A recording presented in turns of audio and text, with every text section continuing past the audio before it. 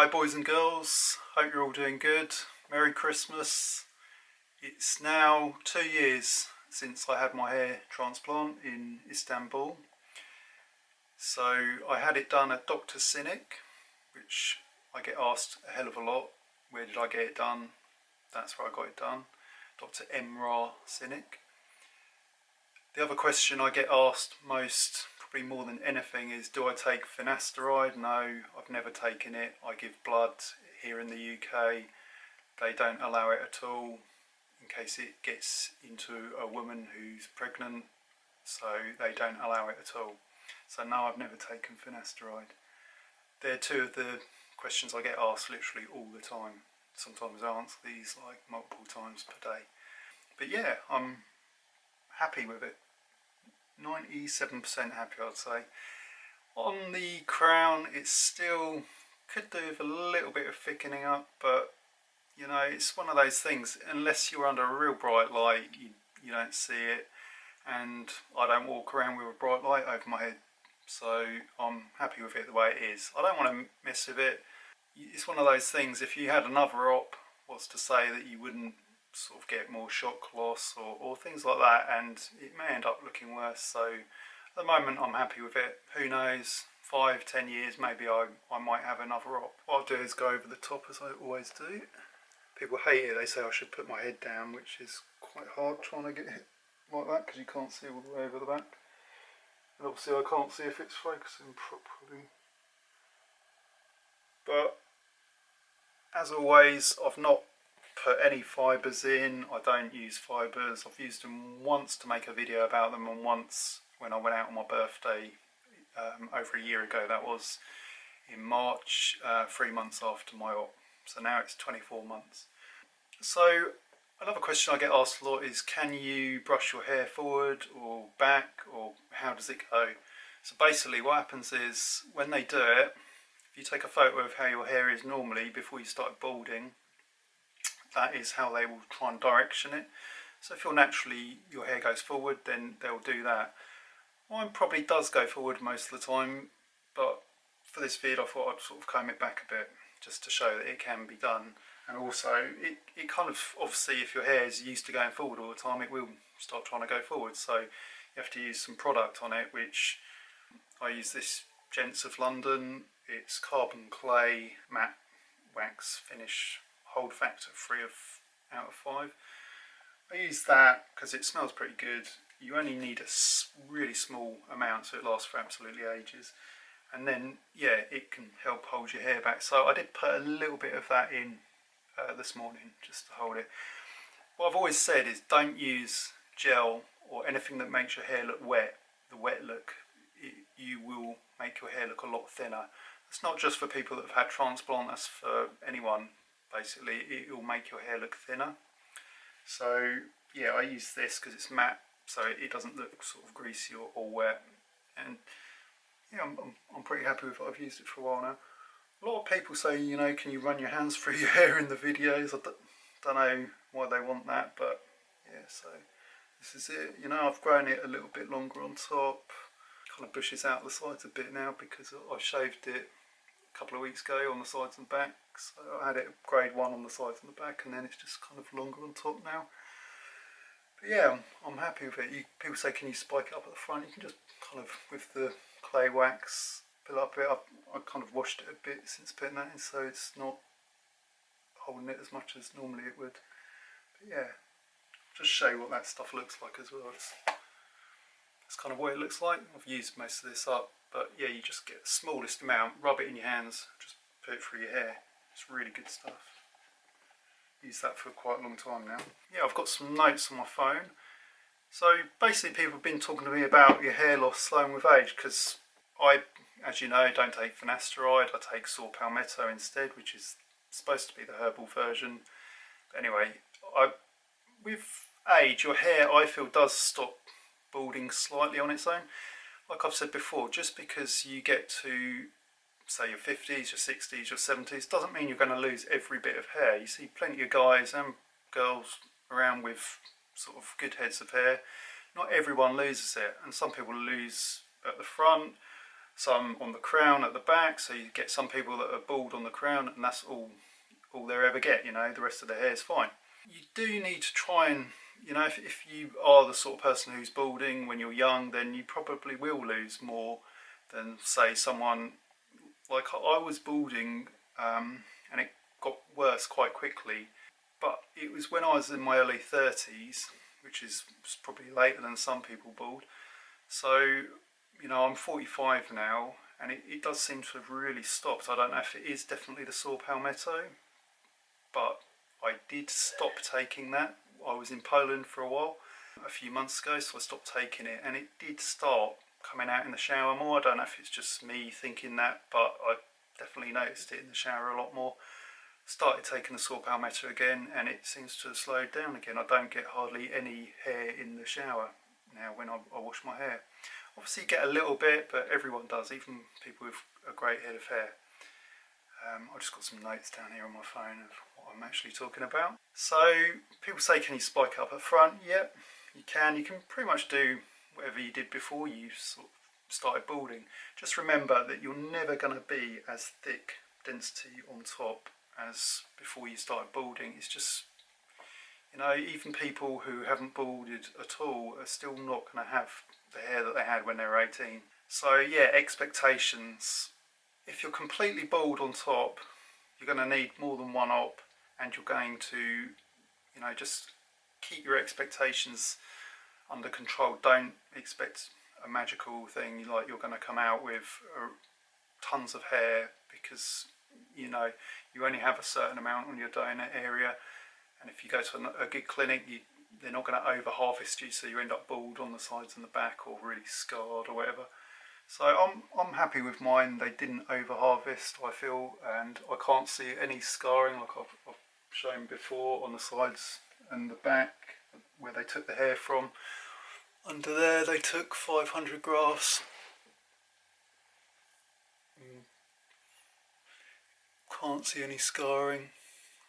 It's probably not really evenly shaved. There's a few spots I get under there, but yeah, it's not scarred as far as I can see. Needs a bit of shaving there. I used like an electric shaver, so I don't really shave all that often. I shave about once a week just with an electric shaver, so I don't always do it that evenly.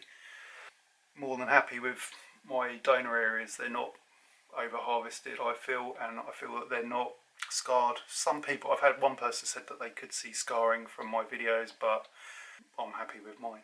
Yeah, I've had some people as well talking about shock loss on their donor areas, and they, you know, you get, some people get shock loss when you've had the grafts removed, and it usually grows back. And this person that I was speaking to, he's happy now. It's a few months later and it has grown back.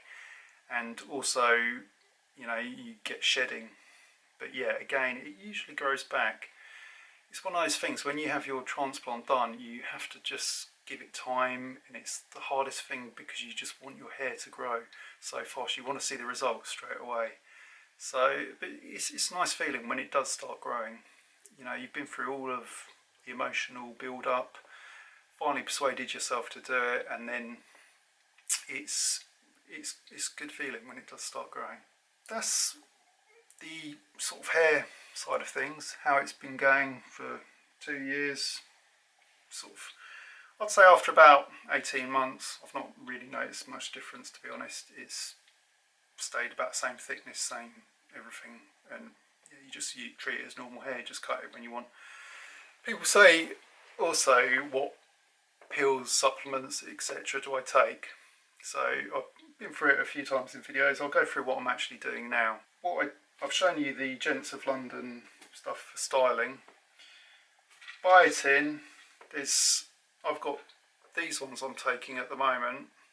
I'll put them all below on my Amazon list, where you can link to them if you want to buy them from there. It's up to you. I get them from Amazon. People said to me a lot about Saline Spray for when you've just had the op, you know, spraying the saline on. Mine never really itched that much, apart from one night. It really itched the donor area. You get that tight feeling where it feels like your skin's been stretched when it's healing, but yeah, the donor area got really itchy one night. And I just had this, and I got it from a place called Home Sense. I don't know if they're all around the country, but it's an aloe green tea soothing facial mist. It's not even for hair, but I sprayed it on the skin around the back and it did soothe it. So got that. Still got, you can see I've got loads left in it because I never used it really. Don't really use it now either, but yeah, one night I used it. A lot of guys use contact lens solution, which I've heard is just as good. So, you know, save yourself some money, just go to Boots or whatever, get yourself some contact lens solution. Does the same thing. Get one of those plant sprayers from a garden centre and you just put a load in there, just squirt it, keeps your hair cool and your skin sort of soothed and cool. One thing I will say is with these supplements, the pills I take, I mean, I've always taken multivitamins just because I've just always taken them basically, but they're not going to grow your hair. They're not, if you're bald, no pills like that are going to ever do anything. Some people say you should only take them if you're deficient in something, but my clinic recommended to give your hair the best possible chance, take them for like a year, and because they're cheap I just carried on taking them. So the multivitamins, I'm just using these at the moment. I've been using them for years, like I say, and just one a day. When do I take them? Normally during the week. I'm doing intermittent fasting at the moment to try and sort of lose a bit of weight. So I don't eat breakfast, I eat just lunch and dinner. So I have them usually with my lunch. On weekends I eat whatever time, so I just have them with my breakfast. So I take one of them a day. I buy it in like I showed you. These I'm taking, I have got these other ones I've bought off of Amazon. They don't come in a plastic bottle like this, they come in like a pack. And they were cheaper, I guess, because the packaging and stuff is less. So when I finish those, I'm just going to pour them into here because it's easier to sort of store them. But yeah, these are 10,000 mcg. Get asked a lot about that. My clinic basically just said, you know, just take one bite, and they didn't really say the mcg. I don't think it matters too much. Like a lot of people have said, if you're not deficient in it, you don't actually have to take it. These aren't going to grow hair, but the biotin I have found makes my nails grow a lot quicker and my hair grow quicker. So it won't thicken it, but it will hopefully make it grow a bit faster. People say, how do you know your nails are growing quicker? Basically I have to cut them twice as much, so yeah, I know they're growing. Saw Palmetto, this is the brand I've used for ages now. Literally, I started taking saw palmetto and biotin and the multivitamins for years now. Biotin and saw palmetto I took for about 8 months before I actually went for the op. My op was in 2018 in December. I actually booked it in April 2018 because I knew the prices were going to go up, so I got my booking in. Didn't have to pay till I got there, but I booked it to get the good price, and then yeah, it went up in price. So by the time I got there, I paid the price I booked it for. And that's another question I get asked, like, how much did I pay? I paid €1,990. That included 2 nights in a hotel. It was like a Mercedes minivan that took us to the hospital and back, from the airport to the hotel and back. And that was the aftercare appointment. I didn't have my first hair wash there. I did it when I got home to England. So yeah, it was €1,990. It's about, I think about £1,700. And then on top of that, I had my flight, which was about, I don't know, 140, I think. So all in all, I spent, I think it was just under £2 grand UK, Great British pounds. It has gone up a bit in price since then where I went. And if you want the doctor to do the incisions, you do have to pay more. But I'll talk about that in a minute. The other thing I take, omega-3s. I heard these are good for conditioning your hair, and they're supposed to be good for joints, I think.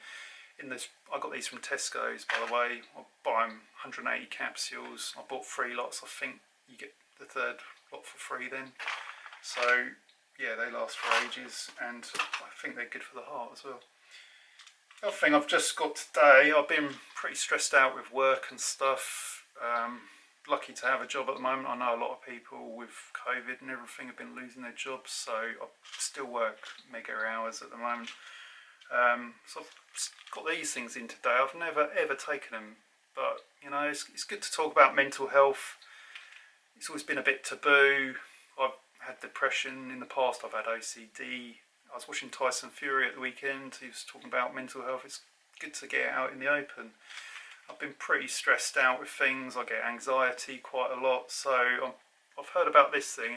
It's called ashwagandha from India. So I thought I'd give it a go. They say like give it a few months to see if you sort of take to it and hopefully de-stress myself a bit. And it's just supposed to be pretty good. So yeah, I'm going to give these a go. I'll let you know how it goes. I go on to the hair forums quite a lot. I'm a member of quite a few hair forums on Facebook. Just recently I've noticed they've been getting quite negative, and it kind of, you know, when I was first looking around for a hair transplant clinic, I wasn't even looking that seriously because I thought, you know, I could never afford it. You know, I was looking at the British prices. And then I found a few more people were going to Turkey, and I found quite a few people had been there and they were getting great results. So I thought I'm quite interested in that, so I started reading up on it, and yeah, there wasn't as many resources around back then. Right, 2.5 to 3 years ago. It's probably about 3 years ago I started reading up on it more seriously. So I thought, and that's another reason why I started making these vids. When I first got home 2 years ago, I was, you know, it was around Christmas time, I was a bit bored, it was dull outside, like yesterday was the shortest day. So I thought I'd just make a video, and I literally just, the first video I did on hair, I just sat and talked for about an hour about exactly, because it was still fresh in my mind, what I'd been through, so that I could try and help others who are interested in it. And I thought maybe get 100 views, and it's gone on to get quite a few views. So I started making them sort of monthly to show others how it's been going. Now, I've not done one for, I think, since about month 18. I do a lot of travel vids. They're not as popular, but I do them more just to remind myself of where I've been and what hotels like. It's just like a little thing, like people have their holiday vids. I have my little travel ones that I do. I've done some others when I've been fixing cars, just little things like that. Anything that I find interesting, I usually video. But yeah, as I say, I've been going on to quite a few forums recently, and they've been getting quite negative. There used to be really friendly little places where you could go and get advice, and people would be positive no matter what clinic you chose. They would be sort of, you know, positive.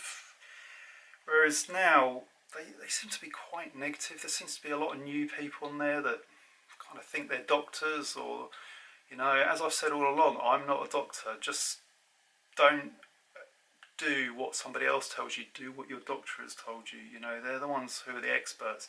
It's like if you go to a garage and you start trying to tell them how to fix a car, it annoys them. Or if you're a plumber, etc., you know, you don't want people telling you what to do, so follow what your doctor says. The way one clinic does a transplant may be slightly different to another clinic, so don't read up so much that you'll, you know, because you'll be there and you'll be thinking, why are they doing it this way? Why are they taking my photos now? Why are they doing the blood now? Different clinics might do it slightly differently, so just listen to what your doctor tells you and follow the doctor's instructions. But yeah, the other negative things I've been seeing is there's a few people on it who have been literally the same old things. We've heard it a million times. Running down any of the clinics in Turkey, basically calling them hair meals, and you know, I think everyone that's been to Turkey has heard that a million times. Do we really care if you've had a good result?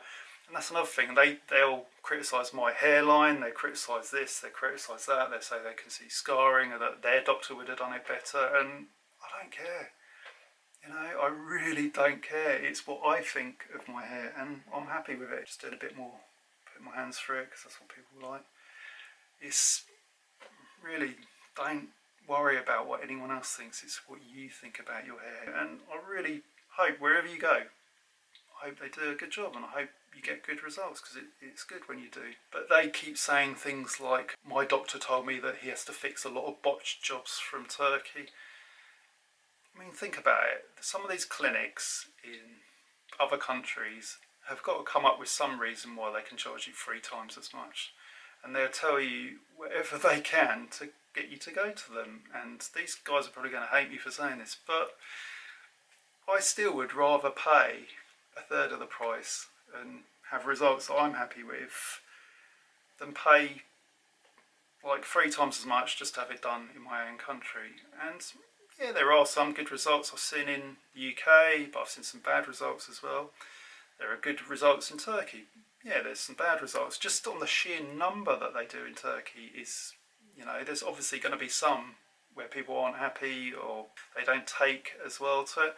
But I've seen good and bad in the USA, I've seen good and bad in Australia, I've seen good and bad from Poland, I've seen good and bad from all the countries that do it. So these people say things like, oh, hair meal, that's their favourite word. And another thing, a lot of these guys have not even had a hair transplant. They're just saying all this stuff because they've read about it.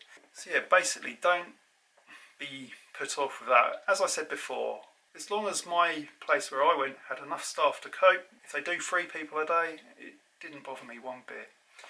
And yeah, if you want the doctor to do it, you make the incisions or whatever, you have to pay more.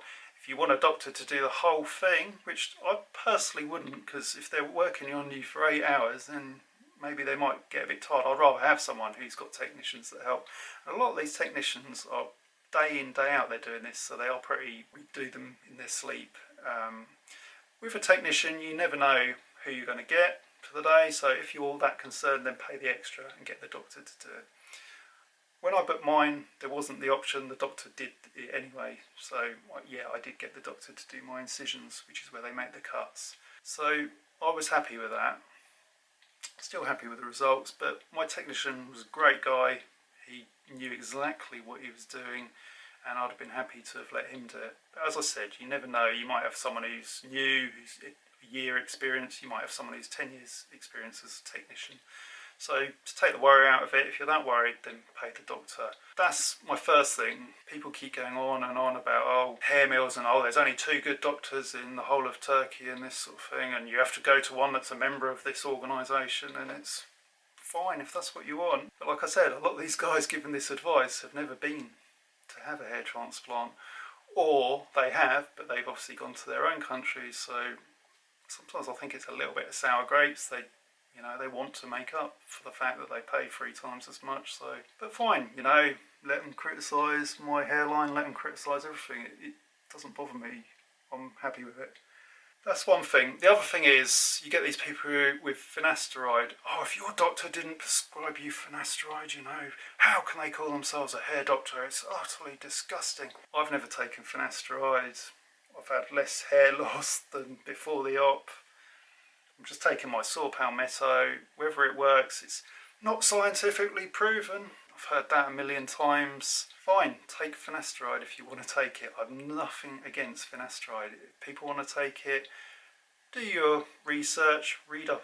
There are side effects. These people who say there aren't, and by that I mean not everyone gets them. It's only a small percentage, but you can get them, and people do get them, because I've spoken to people, quite a few people that have actually had side effects.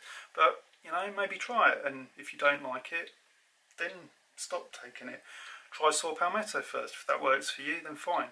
But yeah, it's not scientifically proven. FINASTERIDE and Minoxidil are sort of scientifically proven. Saw palmetto, I've been reading about studies, more and more studies going into it, and they do look quite promising. So, but some of these guys don't want to hear that. Fine, you do what's best for you. Like I said all along, I'm not trying to persuade you to get a hair transplant. I'm not trying to persuade you to take the pills I take, and they won't grow your hair. If you're bald, none of the stuff I take will grow your hair. It's like I take protein to help build muscle. If you don't do any weight training, you can eat as much protein as you want. You're not going to get muscular. It's like the supplements. If you take them, they're not going to grow your hair. If you're bald, you're bald. FINASTERIDE might help. It doesn't actually help everyone. It might help you stop losing hair. Biotin may make your hair stronger. Minoxidil may help a bit.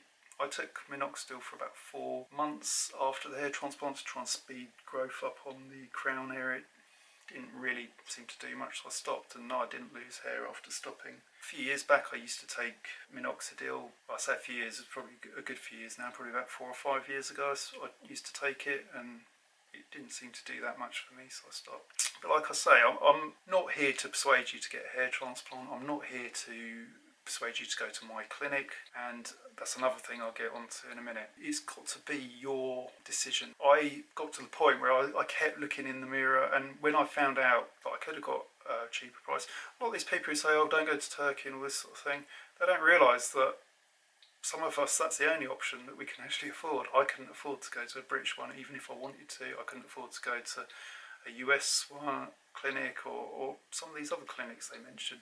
They all have their little top 10 lists of the best doctors in the world. You know, why don't they go to them then if they can afford it? That's cool. I couldn't afford half of these places that they go on about. So yeah, I had the option of Turkey or probably not getting one done, so I went to Turkey. I'm glad I did. But yeah, it got to the point I was looking in the mirror, I kind of felt conscious I'd either wear a hat or tons of hair fibres to cover the baldness on top and at the back. Yeah, that just really got to me, and in the end I thought, you know what, I've got the money saved, I'm going to do it, and I did. And at that point, like I said, there was hardly any resources. I just saw this one guy who was literally nearly bald, and I still see him now on some of the hair forums, and he literally, his looks amazing the way, even after the first op, he's actually had 2 ops now. Even after his first op, his hair was brilliant. So I thought, yeah, that's where I want to go. That's where I went. As quick as that, I didn't really read into it as much. I didn't know anything about punch size and all this sort of stuff that people go on about, and density and per square centimetre. And if you read into it too much, obviously don't just go anywhere, just, you know, but first of all, it's your budget. If you can't afford one of these places charging like 10, 20 grand, then obviously you're not going to be able to go there. So you've got to look at places you can afford. Then just narrow them down to maybe a few clinics. Have a chat with the clinics. Don't look on Instagram and stuff like that. No clinic is going to put bad results to advertise themselves, are they? So basically just don't look at Instagram too much, because the before and after photos, they're always going to show you the best ones. They're not going to show you any that weren't great. So, but yeah, narrow it down, then you'll probably just get gut feeling for one that feels decent. Generally want to get it done, go for it. My advice would be, don't read up on it after you've chosen your clinic. Stick with your clinic, because otherwise you'll be thinking, should I change, should I change? The other thing is, once you've chosen to go for it, then just go for it, you know, because otherwise if you keep reading for the next 10 years, say, what's the worst? Say you go there and you don't get 100% coverage, so you keep reading for another. What I'm trying to say is, if you keep reading up for 10 years, you're always going to spot someone that wasn't happy, and then you'll be waking up the next day and think, yeah, I won't go to that because that person wasn't happy. There's always going to be some people that are pickier than others. There's always going to be someone that's not happy with every clinic. So choose somewhere and stick with it. No, because otherwise you're going to be waiting 10 years, and that's 10 years you could have had sort of half decent hair. This brings me on to my next point. I get a lot of people say, why should we believe you? Why should, you know, this and that? And it makes no difference to me if you believe me or not. I've got mine done. If you want to get yours done, then I'm happy to talk about mine. Like I've said all along, I'm basically just talking about my experience. I'm not here to advise you. Or, you know, if you want to ask me questions, I'm happy to do that on my Instagram. You can send me messages or just leave a comment below on my YouTube. But, you know, it's not my job to tell you where to go. If someone says to me, oh, have you heard of this clinic? Can you recommend them? I've heard of quite a few clinics now, but I can't recommend any because I've not been to them. I recommend mine on the fact that I've got a good result based on my results, but even that, you know, I don't get paid by any clinics. So people say, how can you be impartial and all this sort of stuff? I've never been paid by a clinic. I've never had a free hair transplant. I've got basically no freebies at all out of clinics. So people say, why are you making your videos? Like I said, I first started making them just as a kind of like a timeline for myself, really, to see how my hair was going. But what happens is, I did start getting quite a few views, and YouTube got in touch with me and said, we can see you're getting quite a few views, would you like to monetize your vids? So monetization means they put adverts on, basically, onto the videos. So you get, it's like literally pence per video usually, unless you get one that's, say, Casey Neistat that's got 13 million views or whatever. He's probably making a good amount of money out of it. My videos don't get 13 million views, so you know, if they put an advert on the video, then yeah, you get a little bit of cash back for it. So that's how you get paid. So yeah, I get a little bit of money back from YouTube, but it's not enough to retire on. It's not even enough to work, give up your job. There's some top YouTubers can give up their jobs, their day jobs, and do YouTube non-stop. I can't, because I don't earn anywhere near that amount to be able to do that. But it's just nice if you do get, for all your effort, a little bit of cash back. So by doing that, I kind of feel, well, I've put the effort into making the vids. The end product you see, that has to be edited. In my videos, I keep going, I try and cut all of that out, because I'm basically just sat here talking, and sometimes you kind of forget what you're saying, and it's not always easy. Why would that make me impartial? No, I'm still not recommending any place. I'm not being paid by any clinic to recommend them. And like I say, I won't recommend any other clinic because I've not been to them. My clinic, based on me, my results, then yeah, I'm happy with them. Take that for what you will. Yeah, I'd recommend them because they were great towards me. They looked after me. It was good service. The other thing is, with Amazon, you might see underneath my videos, I put I'm an Amazon influencer. Basically, when you've been, it's the same thing. If they see that a lot of people are buying things, they'll give you like your own Amazon page. And again, if you click on my links to go to my Amazon page and you buy sort of same pills or whatever, then yeah, I maybe get a few pence back, which I put towards buying my pills. So again, it's up to you. You know, it makes no difference to me. If you don't click on them, if you want to buy them from your local chemist, then fine. Doesn't matter.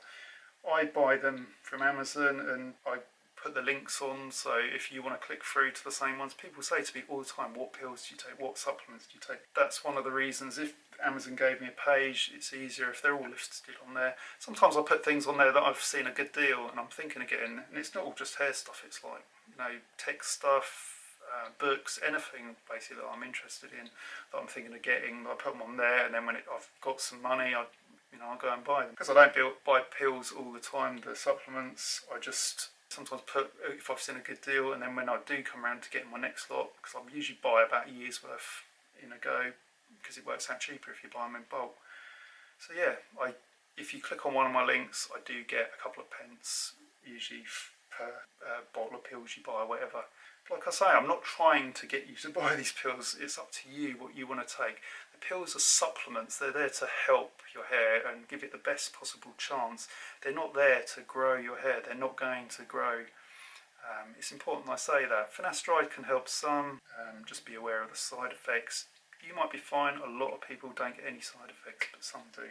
Minoxidil, I've been getting a lot of questions on that. Helps some people, didn't seem to do much with me. Maybe I should have taken it for longer, but it seemed to start growing on its own okay after that. But it didn't seem to speed it up or do anything than what it was doing on its own, so I stopped taking it. Again, about 4 or 5 years ago, I used to take the liquid, Kirkland liquid, which I used to get off eBay. Didn't seem to do tons. My hair was still coming out at that point, so I just stopped taking it. I know a lot of guys as well, a lot of the original guys from the forums, because I helped start one of them up. A lot of those guys that started that one up, they basically have not taken anything. They don't, they had their hair transplant, that was it. They've taken no supplements whatsoever, and they've got really good hair.